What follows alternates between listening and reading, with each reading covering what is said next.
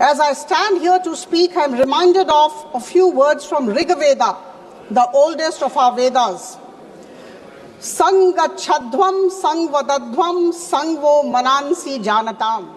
My dear colleagues, we are all moving towards one and only one goal in the country, and the goal is to make India Viksit Bharat by 2047, that our Finance Minister, Madam Nirmala Sitharaman, framed the blueprint around three kartavyas.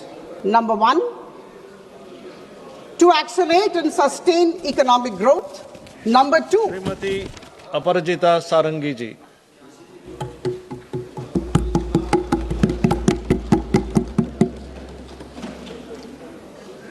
it is my pleasure and privilege to talk about the Union Budget for the financial year 26-27.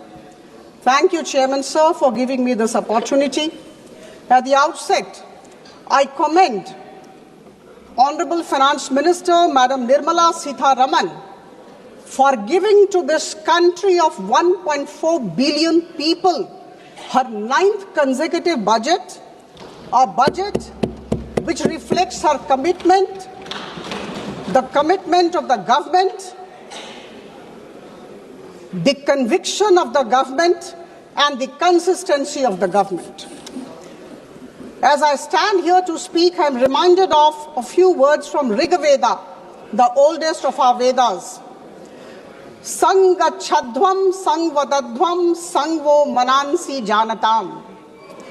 हम साथ बोले, हम साथ चलें, हमारी भावना और हमारी सोच एक दिशा में हो.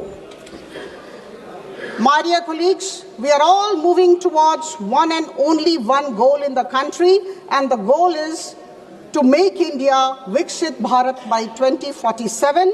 And I can say with all conviction at my command that this particular budget of the financial year 26-27 is definitely a very strong step in our common journey. For the sake of clarity, I must say, my dear friends, that our Finance Minister, Madam Nirmala Sitharaman, framed the blueprint around three kartavyas. Number one, to accelerate and sustain economic growth. Number two, to fulfill the aspirations of the people and build their capacities. And number three, to align with our core objective of Sabka Saath, Sabka Vikas.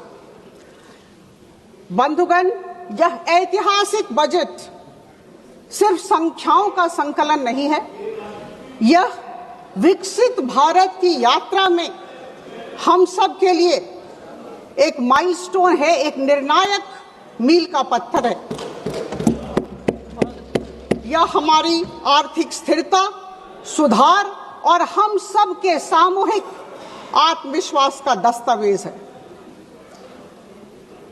My dear colleagues, this particular budget of the Union government comes at a time when India is actually moving fast in its growth trajectory, and we must accept and acknowledge this. This is the first budget of the second quarter of 21st century, and that's why it's a very important budget for all of us, for all 1.4 billion Indians.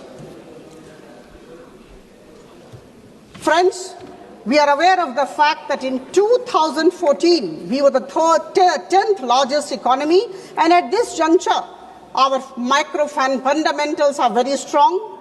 We are the 4th largest economy, bypassing Japan. We are going to be the 3rd largest economy, bypassing Germany very soon. And our forest reserves are very high. Our exports have gone beyond $800 billion. And I must say here, we have been all listening about inflation rate. The inflation at this juncture, December 25 figure, we are at 1.7%.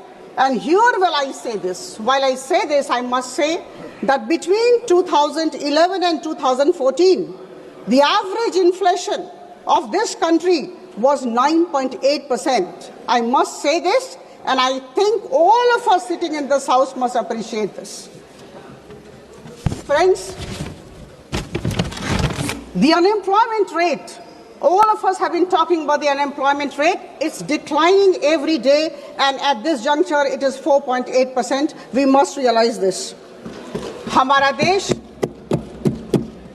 वैश्विक निवेशकों, foreign investors के लिए एक भरोसेमंद गंतव्य की तरफ उभर के आया है, और हम सबको समझना होगा कि इस तरह की जो आर्थिक स्थिति है, जब विश्व में हमारी प्रशंसा हो रही है, हम मजबूत जमीन पर खड़े हैं, यह कोई संयोग नहीं है।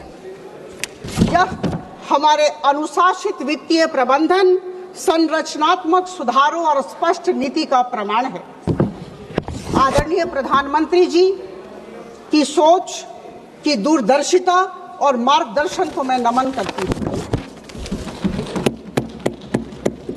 The analysis of the budget of financial year 26-27 makes it abundantly clear that the Indian government has chosen the path of long-term growth.